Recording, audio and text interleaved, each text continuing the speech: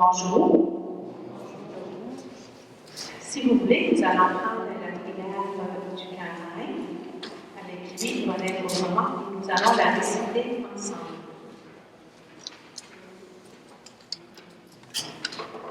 Dans un monde qui aspire au changement, Seigneur, nous te prions. Regarde notre terre en détresse. Écoute les cris des pauvres et des malades. Entends les appels des assoiffés de justice. Vois nos maigres efforts d'unité et de paix. Qui pourra répondre aux désirs de notre cœur? Notre histoire déborde de mauvais souvenirs. Nous avons besoin d'un monde nouveau. En toi seul se trouve notre avenir. Tu es le premier mot de notre alliance, l'horizon de notre humanité, le champ de notre espérance, l'origine de tout amour. Nous étions seuls et égarés. Tu as choisi l'un du nom de Jésus. Tu l'as appelé de ton esprit pour qu'il annonce une vie nouvelle avec toi. Avec sa mort et sa résurrection, il nous a donné une liberté, une renaissance. Louange à toi, Père de Jésus et notre Père.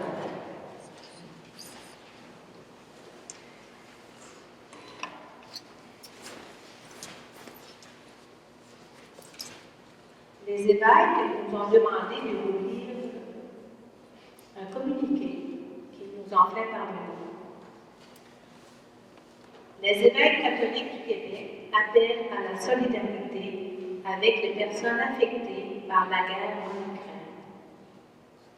Réunis en assemblée plénière, les évêques catholiques du Québec expriment leur indignation et leur tristesse face à la guerre qui dévaste présentement l'Ukraine. Ils appellent l'ensemble des Québécoises et des Québécois, et tout particulièrement les communautés chrétiennes, à faire preuve de solidarité avec les personnes affectées par la guerre en Ukraine. Les évêques invitent tout d'abord à prier pour la paix et pour les personnes qui souffrent en raison du conflit armé. À cet égard, ils saluent les démarches de prière et de solidarité spirituelle initiées par les paroisses et les diocèses à travers le Québec. Chaque personne peut porter dans sa prière quotidienne le sort des peuples souffrants d'Ukraine et de Russie. Les évêques encouragent également les communautés chrétiennes à soutenir ainsi qu'à mettre sur pied des initiatives pour accueillir les personnes qui ont commencé à arriver sur le territoire québécois pour y trouver un refuge et consolation.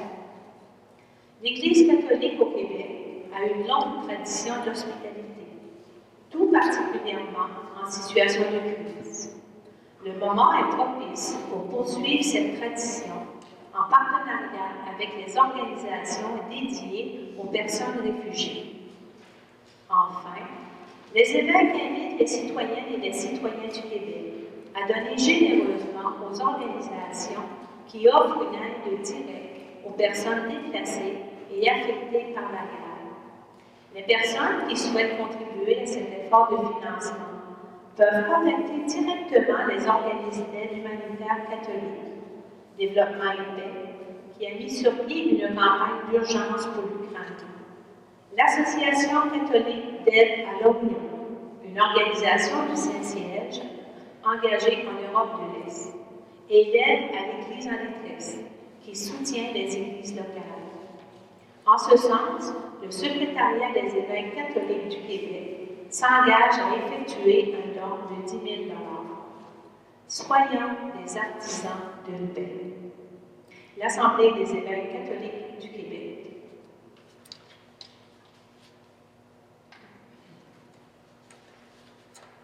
Nous voici à la troisième étape de notre démarche de carême, et plus que jamais, nous avons besoin d'être fortifiés par la parole de Dieu. Depuis 2 ans, nous sommes malheureusement les témoins de fermetures de commerces et d'entreprises qui bouleversent la vie de nombreuses familles et l'économie de plusieurs régions. On pourrait dire que les mises à pied qui découlent de ces décisions ne tiennent qu'à deux, pas rentables. Avec la parabole du figuier stérile, Jésus nous prouve aujourd'hui qu'il est toujours rentable d'investir du temps pour cultiver la terre de Dieu. Bonne renaissance. Levons-nous et chantons le chantel du câlin à la page 26.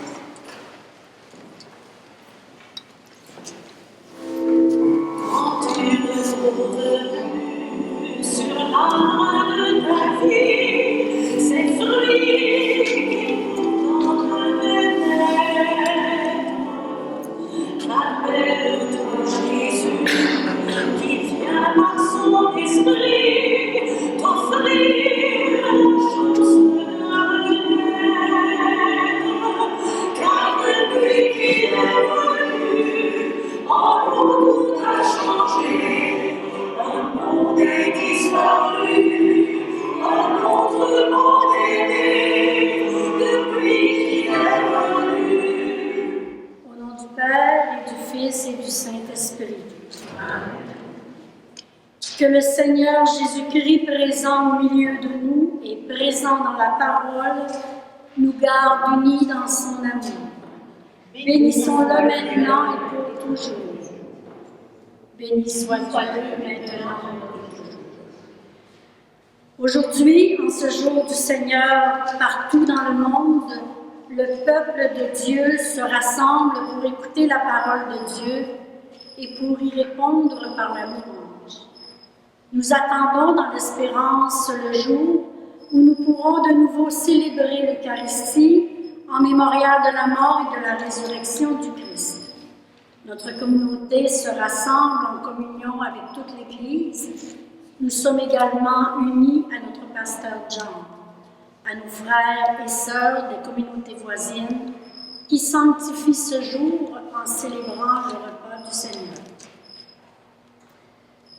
C'est un appel à la conversion qui nous est proposé en ce troisième dimanche du carême. Il y a urgence à nous tourner vers Dieu, qui voit nos lenteurs et nos hésitations, mais qui est patient et miséricordieux. J'invite Océane. Quand tu es revenu sur l'arbre de ta vie, c'est fruit qui nous rappelle-toi Jésus, qui vient par son esprit t'offrir la chance de renaître, car depuis qu'il est venu, un monde a changé, un monde est disparu, un autre monde est né, depuis qu'il est venu. Seigneur Jésus, tu veux que nous changions nos regards sur Dieu et sur le monde. Prends pitié de nous. Prends pitié de nous. Ô Christ, tu nous aimes tels que nous sommes et tu veux nous rendre toujours plus libres.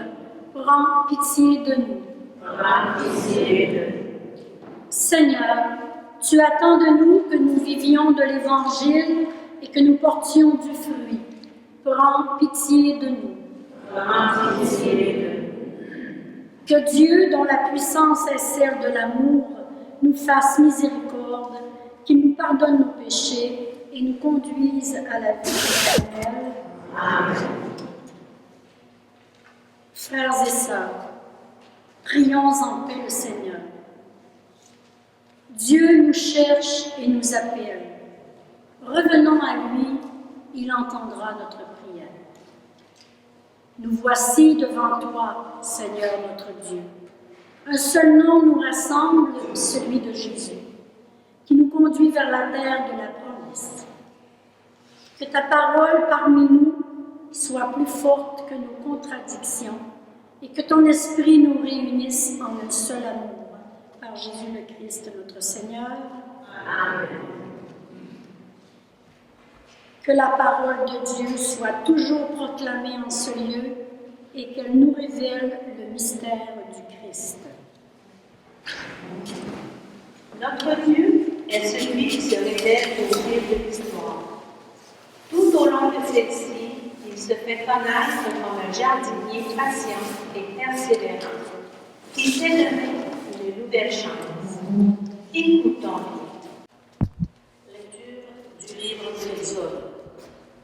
En ces jours-là, Moïse était berger du troupeau de son beau-père Jéthro, prêtre de Madian. Il mena le troupeau au-delà du désert et parvint à la montagne de Dieu, à l'Horeb. L'ange du Seigneur lui apparut dans la flamme d'un buisson en feu. Moïse regarda, le buisson brûlait sans se consumer. Mais Moïse dit alors, « Je vais faire un détour pour voir cette chose extraordinaire. Pourquoi le buisson ne se consume-t-il pas? » Le Seigneur vit qu'il avait fait un détour pour voir, et Dieu l'appela du milieu du buisson. « Moïse, Moïse !»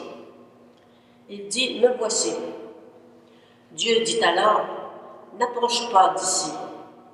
Retire les sandales de tes pieds, car le lieu où tu te tiens est une terre sainte. » Et il déclara, « Je suis le Dieu de ton père, le Dieu d'Abraham, le Dieu d'Isaac, le Dieu de Jacob. » Moïse se voila le visage, car il craignait de porter son regard sur Dieu. Le Seigneur dit, « J'ai vu, oui, j'ai vu la misère de mon peuple qui est en Égypte, et j'ai entendu des cris sous les coups des surveillants. Oui, je connais tes souffrances.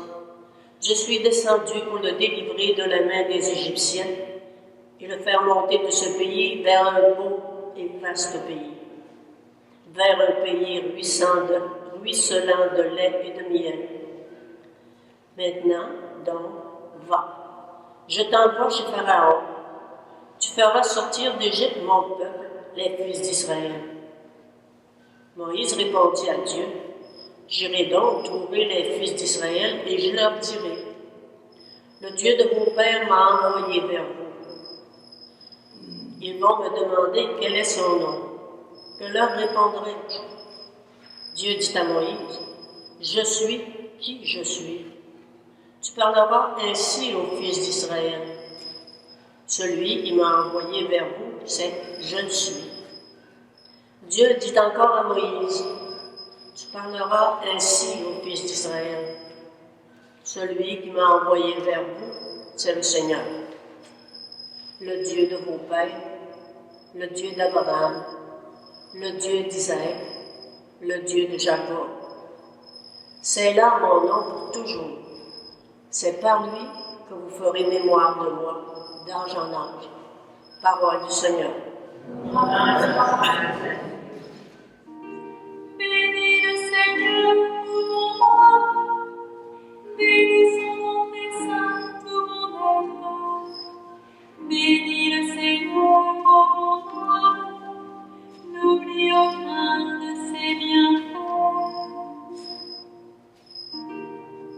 Car il pardonne toutes tes offenses et te guérit de toute maladie. Il réclame ta vie à la tombe et te couronne d'amour et de tendresse.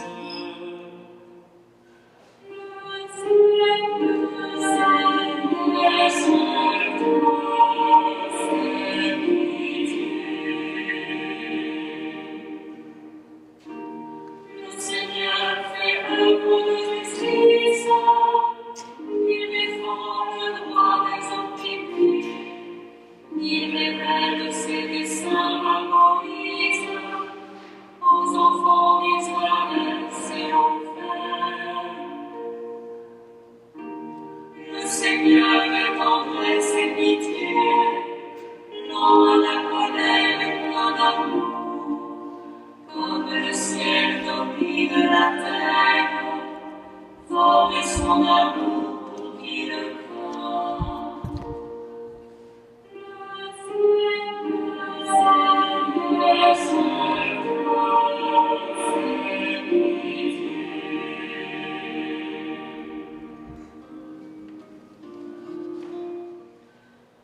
Lecture de la première lettre de Saint Paul apôtre aux Corinthiens. Frères, sœurs, je ne voudrais pas vous laisser ignorer que, lors de la sortie d'Égypte, nos pères étaient tous sous la protection de la nuée, et que tous ont passé à travers la mer.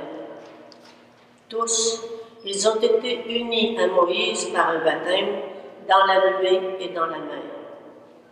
Tous, ils ont mangé la même nourriture spirituelle. Tous, ils ont bu la même boisson spirituelle, car ils buvaient à un rocher spirituel qui les suivait, et ce rocher, c'était le Christ. Cependant, la plupart n'ont pas su plaire à Dieu. Leurs ossements, en effet, jonchèrent le désert. Ces événements devaient nous servir d'exemple pour nous empêcher de désirer ce qui est mal, comme l'ont fait ces gens-là. Cessez de récriminer comme l'ont fait certains d'entre eux. Ils ont été exterminés. Ce qui leur est arrivé devait servir d'exemple, et l'Écriture l'a raconté pour nous avertir, nous qui trouverons à la fin des temps. Ainsi donc, celui qui se croit solide, qu'il fasse attention à ne pas tomber. Parole du Seigneur.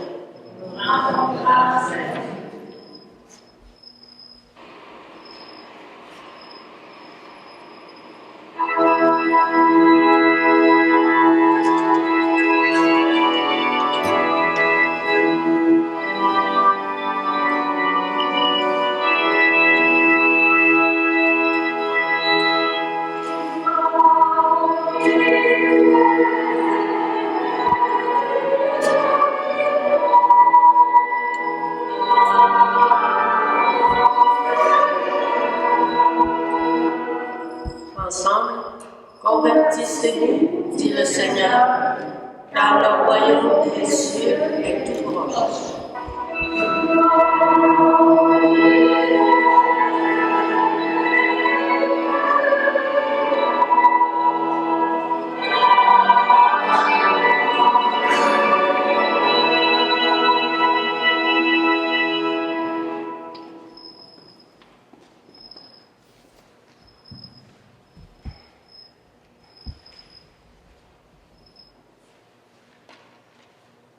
Évangile de Jésus-Christ selon saint Luc.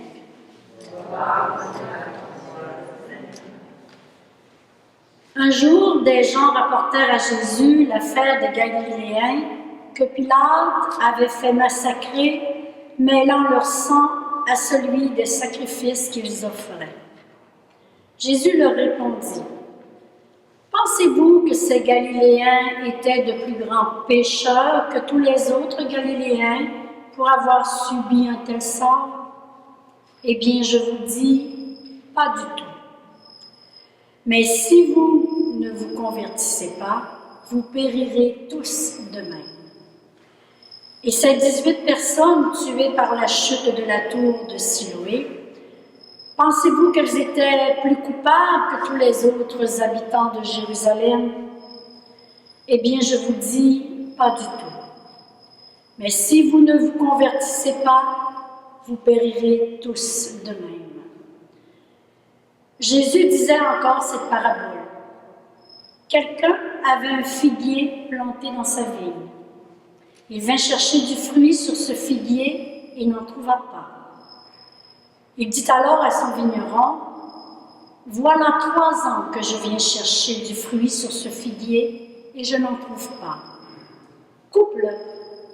À quoi bon le laisser épuiser le sol? » Mais le vigneron lui répondit, « Maître, laisse-le encore cette année, le temps que je bêche autour pour y mettre du fumier. Peut-être donnera-t-il du fruit à l'avenir, sinon tu le couperas. » Acclamons la parole de Dieu.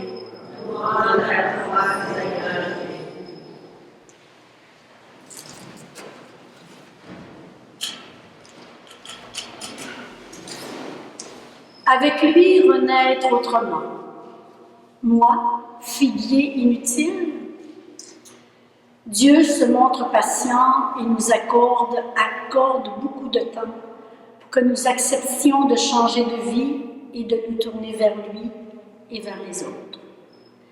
Dans cet évangile selon saint Luc, on apporte à Jésus le massacre des pèlerins galiléens au temple et à l'heure même des sacrifices sur un ordre de Pilate.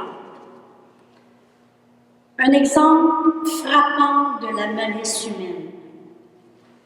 Jésus en rajoute en évoquant le décès de 18 personnes causé par l'écroulement de la tour de Siloé. Le mal vient cette fois du hasard, d'un accident. Ces morts brutales, les gens de l'époque étaient portés à les interpréter comme des punitions de Dieu à cause du péché.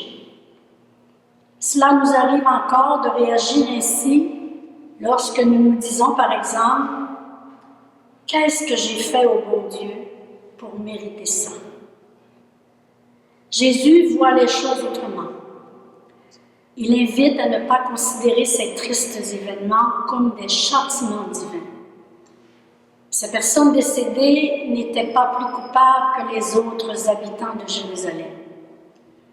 À ses yeux, ces malheurs constituent des avertissements sur notre fragilité et des appels à nous convertir et à nous tenir toujours prêts. Comme il disait, « Si vous ne vous convertissez pas, vous périrez tous demain. » Non pas parce que Dieu va se venger, mais parce que, par exemple, si nous continuons à polluer la planète, si nous manquons de respect envers autrui, si nous rejetons les gens que nous considérons comme inefficaces, nous courons à notre perte. Profitons donc du temps de ce carême pour nous réorienter et changer nos regards sur Dieu et sur le monde. Pour compléter son enseignement sur l'urgence de la conversion, Jésus raconte la parabole du figuier stérile. Le propriétaire du domaine manifeste une irritation bien compréhensible devant un arbre qui ne porte pas de fruits et il lui demande de le couper puisqu'il est inutile. Mais il se laisse convaincre par son vigneron d'expérience qui lui suggère de donner encore une chance au figuier stérile en mettant de l'engrais. Cette parabole illustre que Dieu n'est pas d'abord le juge qui porte une sentence de mort, mais le vigneron patient qui ne se résigne pas à la destruction d'un arbre. Il est toujours prêt à accorder un délai supplémentaire et il demeure dans l'attente d'un changement et d'une conversion. Le Dieu de Jésus est exigeant, certes, mais patient comme l'est l'amour authentique. L'appel à la conversion revient souvent dans le temps du carême. Nous cherchons à y répondre en nous détournant de notre égoïsme, de notre lâcheté, mais en accomplissant des œuvres de miséricorde. C'est très bien, mais rappelons-nous qu'il est surtout nécessaire de nous demander à qui nous désirons nous convertir.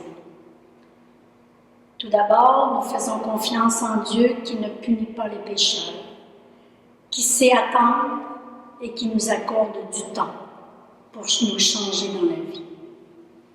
Le Dieu que Jésus incarne et révèle parmi les humains est celui qui, jadis, s'est fait connaître à Moïse, à l'Horeb, en lui révérant en son nom « Je suis qui je suis ». Il se fait donc connaître comme quelqu'un qui a un nom, que l'on peut interpeller. Avec le dialogue, il est possible de lui parler et il nous revient en délibérateur. On ne peut jamais comprendre le mystère de Dieu, en faire le tour, car il nous dépasse à l'infini. Mais il se manifeste par sa présence bienveillante et libératrice. Des croyants et croyantes en font l'expérience dans leur quotidien. Le carême est un temps favorable pour nous arrêter et laisser la place à Dieu, qui est impatient de venir habiter nos cœurs. Et c'est lui qui nous convertit et change nos regards sur lui et sur le monde. Amen.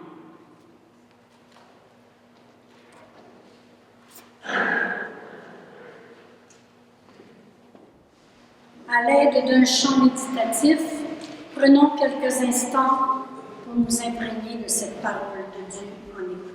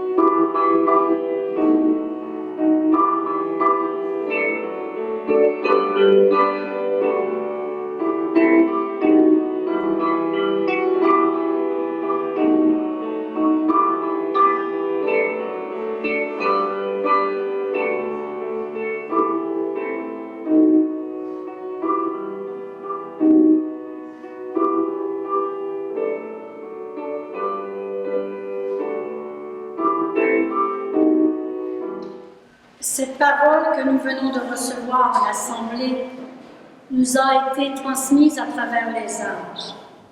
L'Église y adhère dans sa profession de foi. Ensemble, disons, je crois en Dieu, le Père Tout-Puissant, Créateur du ciel et de la terre, et en Jésus-Christ, son Fils unique, notre Seigneur, qui a été conçu du Saint-Esprit, est né de la Vierge Marie, a souffert sous Ponce Pilate, a été crucifié, est mort et a été enseveli, est descendu aux enfers, le troisième jour est ressuscité des morts, est monté aux cieux, est assis à la droite de Dieu le Père Tout-Puissant, d'où il viendra juger les vivants et les morts. Je crois en l'Esprit Saint, à la Sainte Église catholique, à la communion des saints, à la rémission des péchés, à la résurrection de la chair, à la vie éternelle. À Moïse, le Seigneur affirme qu'il a vu la misère de son peuple en Égypte et qu'il a décidé de le libérer.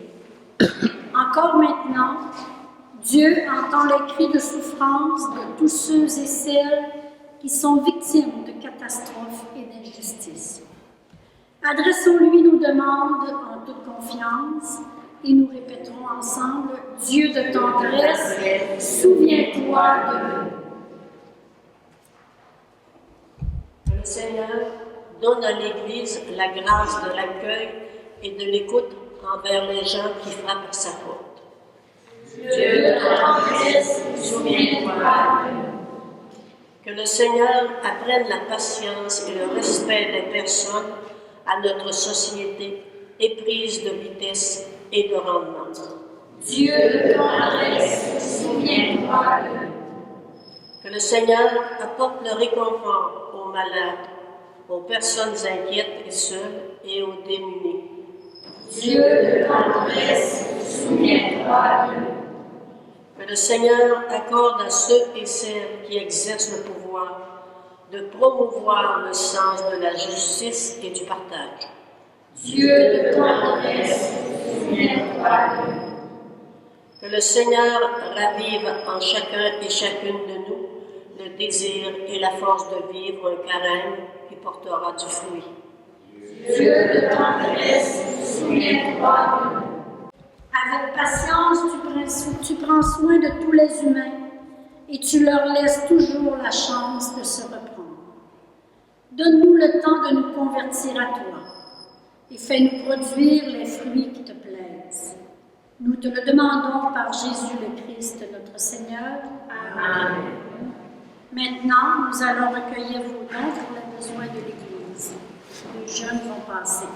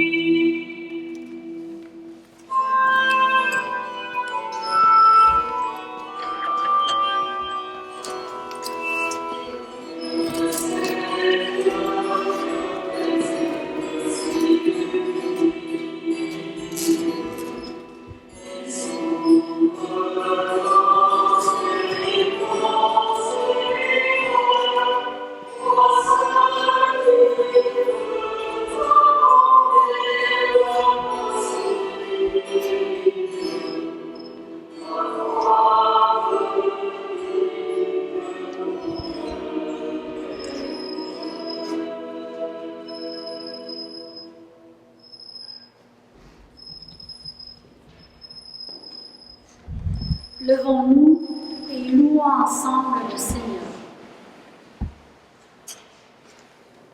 Loué sois-tu, Seigneur, pour ta sainte patience, qui nous incite à risquer avec toi maintenant. Béni sois-tu, Dieu de la nouvelle chance. Béni sois-tu, Dieu de la nouvelle chance. Ta patience, Seigneur Dieu, ta grande patience. Quelle inspiration, quel souffle, quel élan nouveau. Béni sois-tu, Dieu de la nouvelle chance. Béni sois-tu, Dieu de la nouvelle chance. Ta patience, Seigneur Dieu, tellement soutenue, tellement imprévue, qu'elle incite à changer, à bouger, à inventer. Béni sois-tu, Dieu de la nouvelle chance. Béni sois-tu, Dieu de la nouvelle chance. Béni sois-tu, Seigneur, pour ce carême qui nous redit que tu nous attends avec nos gestes qui seront réponse à ton attente. Béni sois-tu, Dieu de la nouvelle chance. Béni sois-tu, Dieu de la nouvelle chance. Maintenant, confirmons notre prière en échangeant un geste, en se faisant un signe de la main, un regard à ses voisins autour de nous.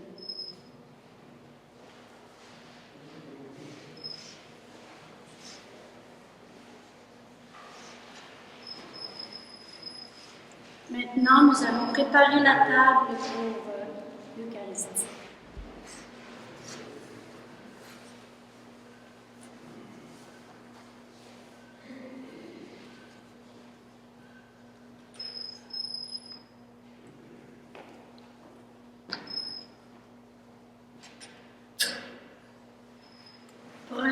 temps de silence pour nous disposer le cœur à communier à la présence réelle du Christ dans le pain eucharistique.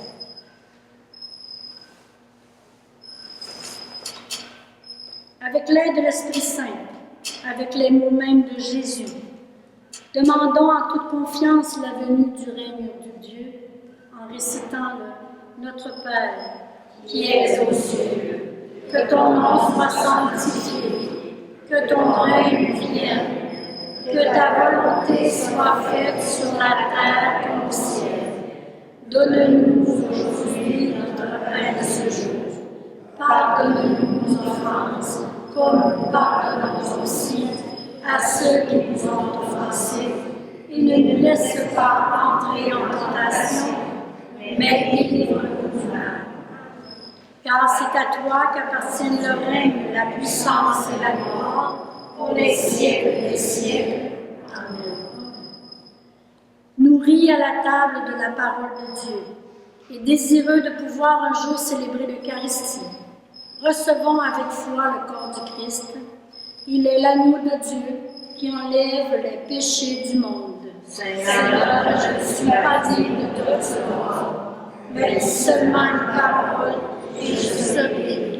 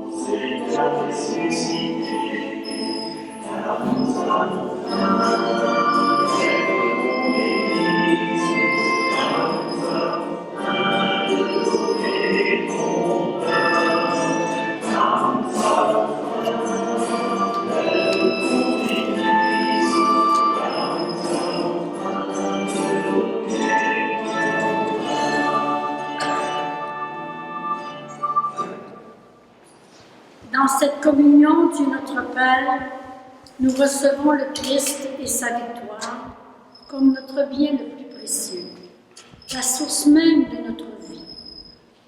Garde-nous dans la joie de nous savoir tes enfants, alors que nous méritons en rien ce bonheur, de manger à ta table du royaume.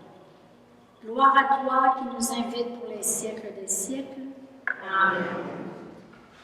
Aujourd'hui, c'est la fête à Saint-Joseph.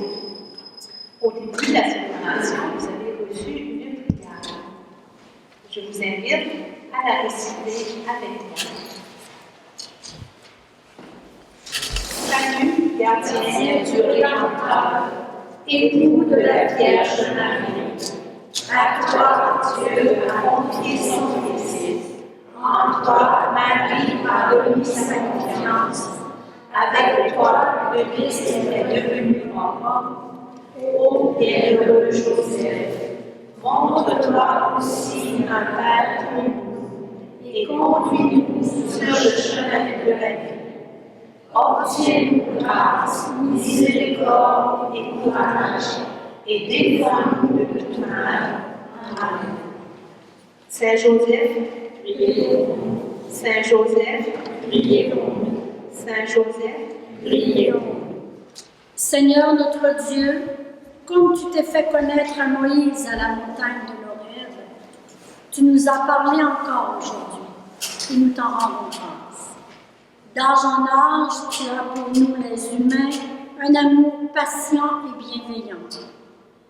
Que cet amour change nos cœurs et nous fasse porter du fruit en abondance par Jésus le Christ, notre Seigneur. Amen.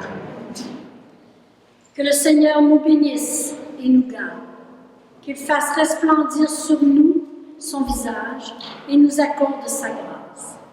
Et que Dieu Tout-Puissant nous bénisse, le Père, le Fils et le Saint-Esprit. Amen. Allons dans la paix du Christ. Bon dimanche à tous.